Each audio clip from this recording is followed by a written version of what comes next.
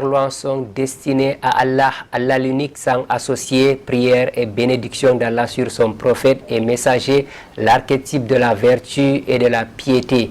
Sudakwa, assalamu alaikum wa rahmatullah, bienvenue à cette autre édition de Sur le chemin de Ramadan. Sur le chemin de Ramadan, c'est essentiellement trois articulations, la psalmodie Al-Qur'anul Karim, la minute du Ramadan et le récit. Dans le cadre de cette édition, nous allons parler de l'humilité. On entend parler, qu'est-ce que l'humilité? En quoi consiste cet acte d'adoration? On en saura dans le cadre de l'entretien. Mais avant, écoutons et méditons les paroles d'Allah, exalté soit-il.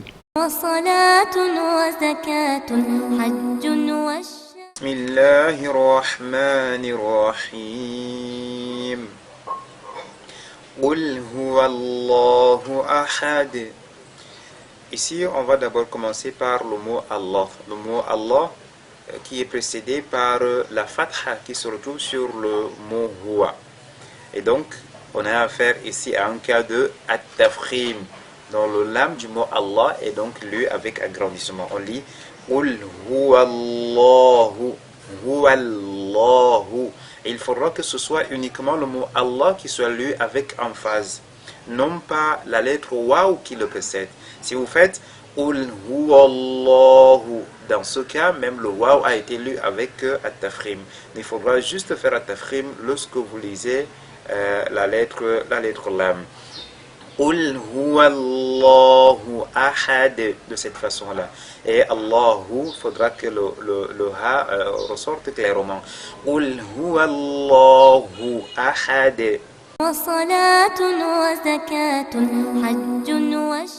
Rabbi shrah li sadri wa yassir li amri wahlul uqdatan min lisani yafqahu qawli.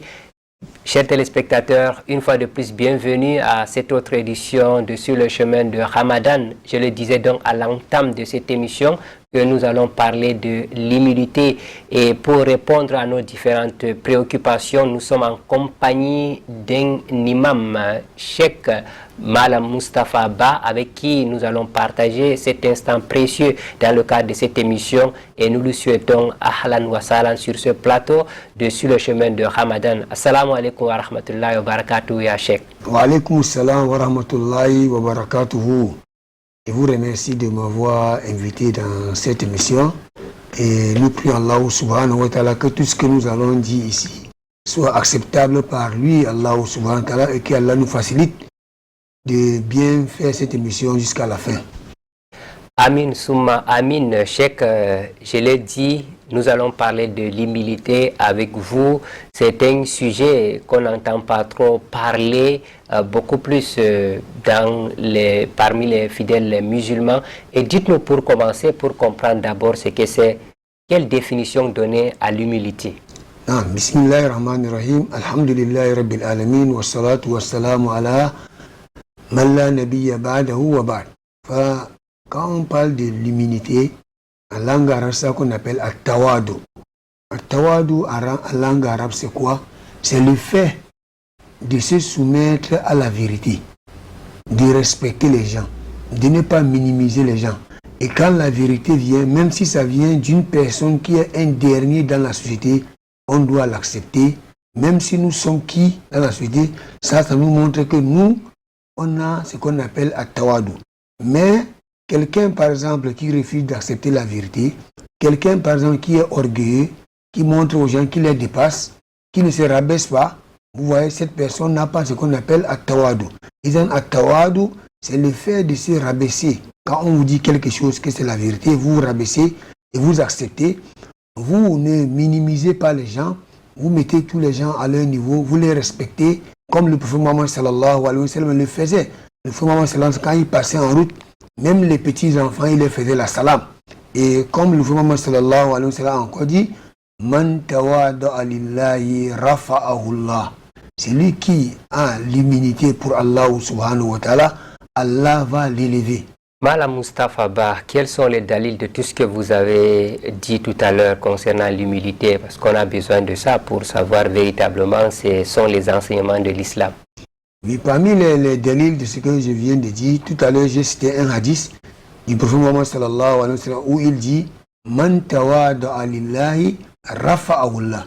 C'est lui qui a l'humilité pour Allah subhanahu wa ta'ala. Allah va élever son degré. Et quand vous voyez la vie de notre prophète Muhammad sallallahu alayhi wa sallam, qui est un exemple pour les musulmans, vous allez voir que le prophète Muhammad sallallahu alayhi wa sallam n'était pas quelqu'un qui était orgueilleux, c'était quelqu'un qui était très simple avec les gens. Et quand vous voyez même dans les hadiths qu'on a rapportés, on dit que le prophète Muhammad sallallahu alayhi wa sallam est monté sur l'âne, alors qu'il est chef de toute la communauté musulmane. Et c'est lui qui dirigeait presque le monde entier. Mais il est monté sur l'âne. Ce n'est pas seulement ça, il est monté sur l'âne et il a remoqué quelqu'un sur cet âne-là. Ça nous montre ici que le prophète Muhammad sallallahu alayhi wa sallam était quelqu'un qui était très simple avec ses compagnons. Et aussi, le prophète Muhammad sallallahu alayhi wa sallam, kana ya'kulu ma'a ashabi, il mangeait avec ses compagnons, il riait avec eux, il jouait avec eux, il causait avec eux. Tout ça, ça nous montre l'humilité du prophète Muhammad sallallahu alayhi wa sallam que les musulmans doivent copier. Parce qu'on apprend la sira du prophète Muhammad sallallahu alayhi wa sallam pour mettre ça en pratique et pour travailler avec. Cheikh Malam Mustafa Ba, nous vivons dans un contexte différent que celui du prophète Muhammad sallallahu alayhi wa sallam. Aujourd'hui, en quoi est-ce qu'il est important de faire preuve de l'humilité? Vous savez, l'islam n'a pas changé. Nous vivons dans un contexte qui est différent du contexte du prophète Muhammad sallallahu alayhi wa sallam, mais nous avons le même Coran, nous avons les mêmes hadiths, nous avons le même prophète, nous croyons au même prophète que ceux-là qui nous ont précédés. Et quand vous avez l'humilité, vous allez voir que même les gens vous respectent. D'abord, on fait ça pour Allah subhanahu wa ta'ala. Quand vous faites ça, c'est par amour pour Allah subhanahu wa ta'ala que quelqu'un se rabaisse et il a l'humilité. Mais quelqu'un qui n'a pas l'humilité, c'est quelqu'un qui peut avoir un problème avec Allah subhanahu wa ta'ala.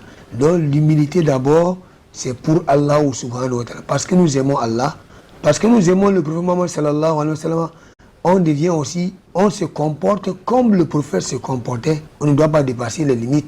Non. On doit donc être humble, on doit faire preuve de l'humilité à cause pour Allah exalté soit-il, comme vous l'avez dit, Malam Mustafa Ba, et nous allons donc marquer une courte pause pour introduire la deuxième rubrique de cette émission, la minute du Ramadan.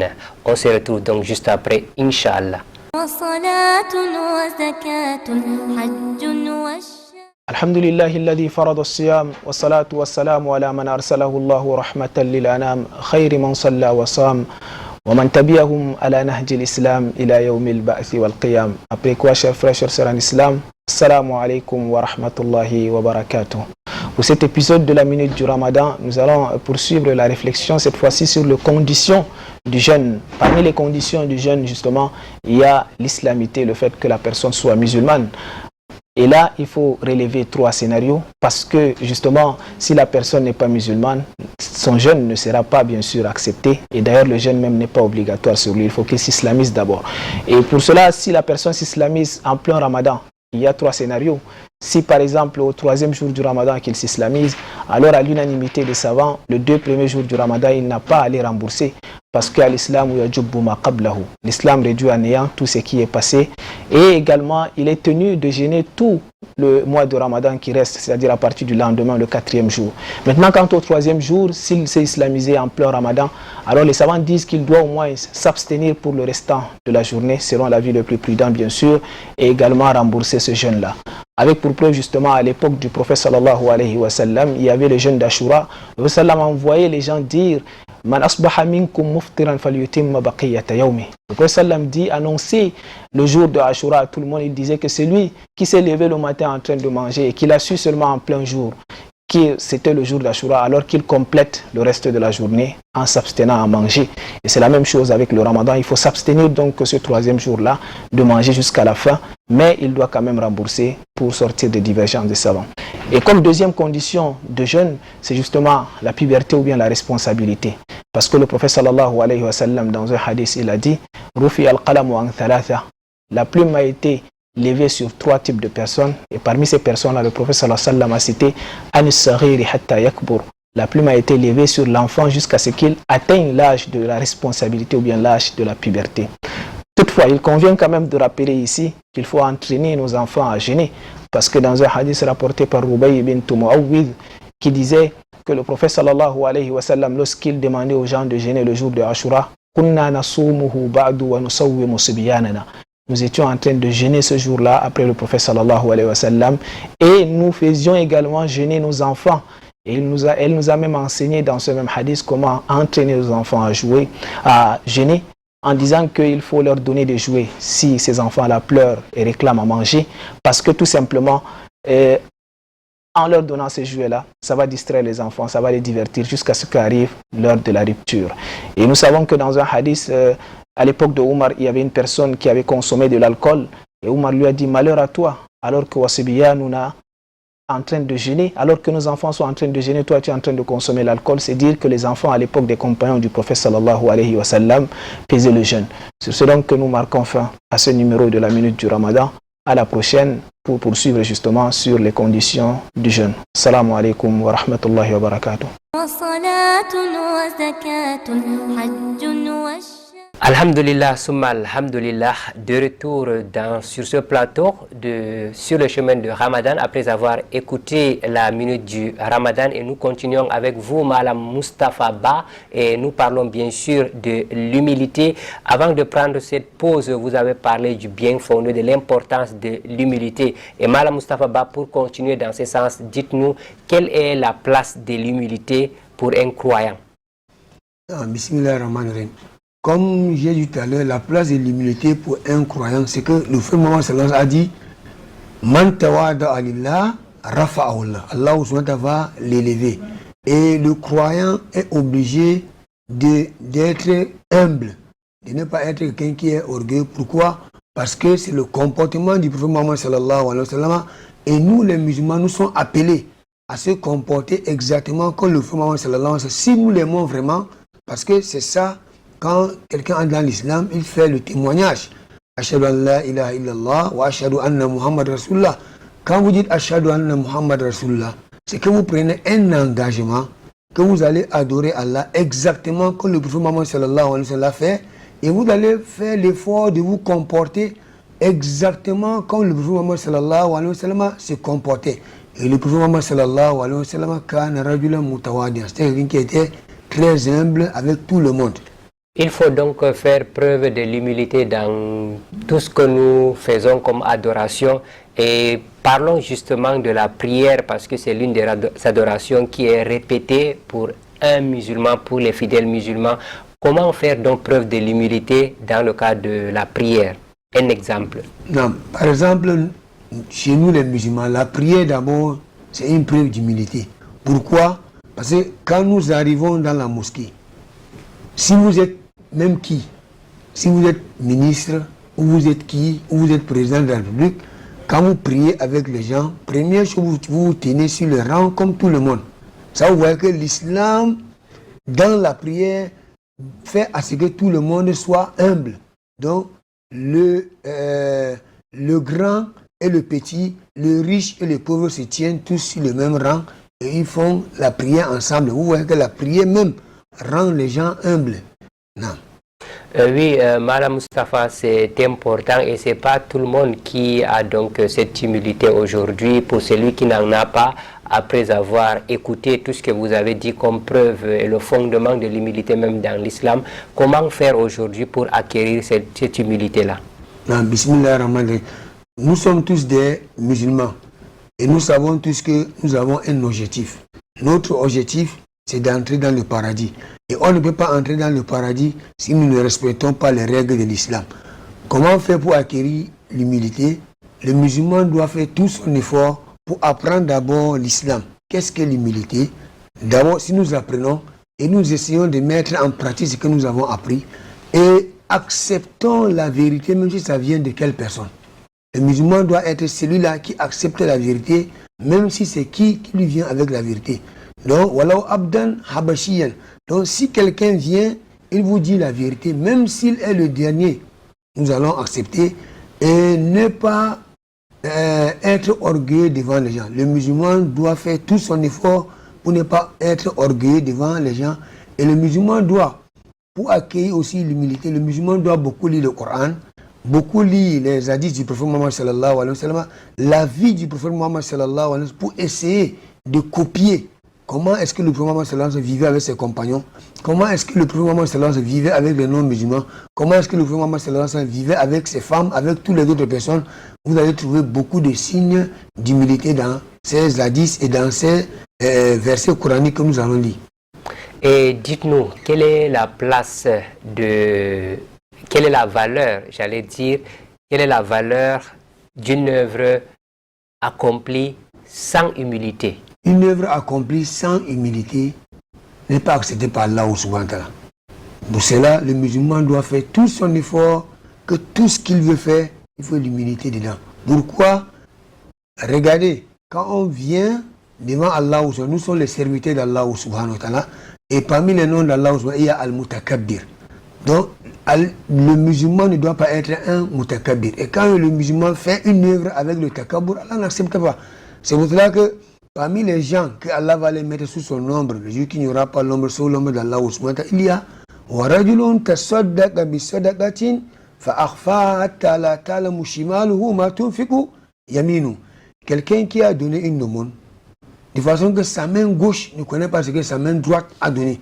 Donc vous voyez, tout ça, c'est pour ne pas être au-dessus des gens, pour ne pas être orgueilleux, pour avoir l'humilité. C'est pour cela que cette sadaqa, si vous le faites, Allah vous met sous son ombre, le jour qu'il n'y aura pas l'ombre, sauf l'ombre d'Allah subhanahu wa ta'ala. Et celui qui donne une sadaqa par exemple, ou bien il fait une œuvre avec tout l'orgueil dedans, Allah subhanahu wa ta'ala yakbal hadha. Qu'Allah nous guide. Amin, Souma, Amin, Mala Mustafa Bah, une fois de plus, merci pour toutes ces précisions que vous avez faites et nous allons marquer une autre pause, question d'introduire la prochaine rubrique, à savoir le récit. Alhamdulillah wa kafa wa salatu wa salam ala nabiyhi al-Mustafa wa ala alihi wa sahbihi wa man wala. Amma ba'd, mes chers frères et sœurs, dans le cadre de ces récits, nous allons continuer avec l'histoire d'Ibrahim alayhi salam. Nous avons vu comment il a mené son combat donc, contre l'adoration des idoles vis-à-vis de son père ainsi que de son peuple. Maintenant, Ibrahim a décidé de passer à une vitesse supérieure. Ibrahim alayhi salam, il a profité d'un jour que son peuple était sorti hors de la ville pour aller faire leur fête traditionnelle, et lui il s'est rendu donc à la maison des idoles, muni de sa hache. Il est allé leur parler, leur adresser la parole. Il leur demande: pourquoi vous ne mangez pas de la nourriture qu'on vous a apportée? Vous dites que vous êtes des dieux, on dit que vous êtes des dieux, mais vous ne pouvez même pas parler. Il les a détruits tous, il les a découpés en petits morceaux, il a accroché la hache sur la plus grande idole. Et dès que les gens sont rentrés, ils ont vu ce qu'ils qualifiaient certainement d'abomination et d'horreur. Ils ont dit: qui a pu faire une chose pareille? Ça doit être Ibrahim. Ils ont convoqué Ibrahim tout de suite, qui était le principal suspect. Ils ont demandé à Ibrahim de leur dire que non, ça doit être la plus grande idole. Il faut leur demander à ces idoles, ils vont vous répondre. Alors, pour leur dire en fait, même si il pouvait exister plusieurs dieux, il devait avoir une divinité qui devait s'imposer sur l'autre.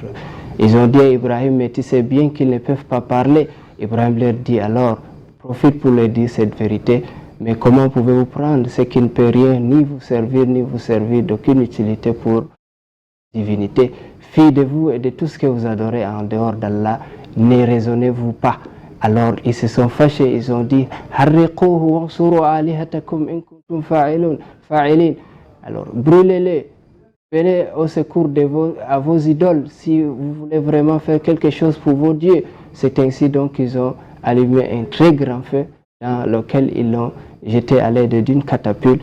Mais avant d'être jeté, comme rapporte Ibn Abbas, il dit: Hasbi Allah wa ni'mal wakil, qad qalaha Ibrahim hina ulqiya finnar. Ibrahim avait dit Hasbi Allah wa ni'mal wakil lorsqu'on voulait le jeter dans le feu.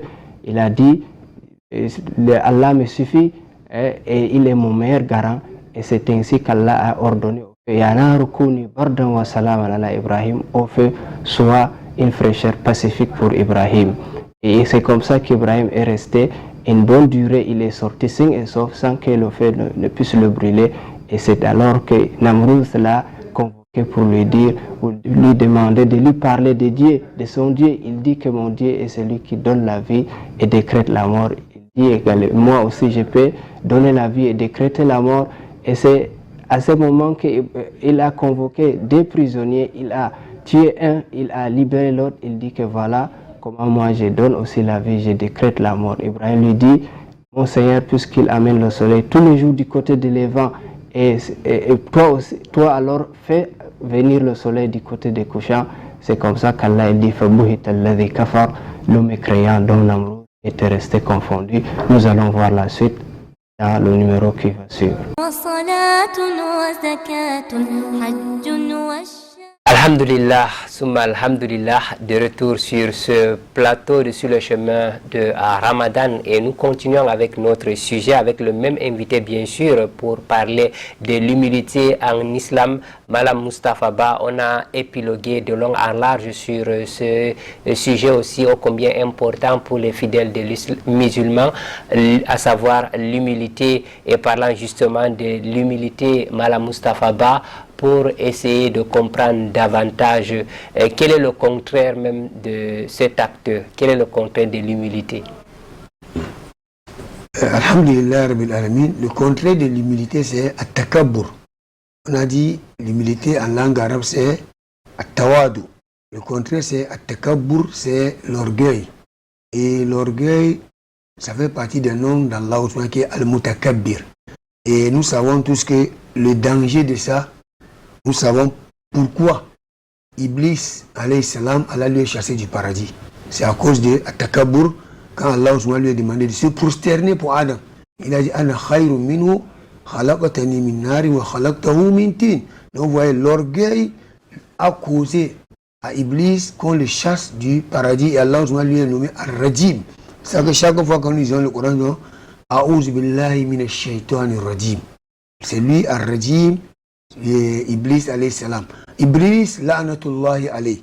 Donc pour cela, chers frères musulmans, le contraire de at-tawadu, c'est at-takabbur. Wa at-takabbur, c'est une qualité qui amène quelqu'un en enfer. Et le prophète Mohammed sallallahu alayhi wa sallam a dit la yadkhulul jannata man kana fi qalbi mithqalu dharratin min al-kibr.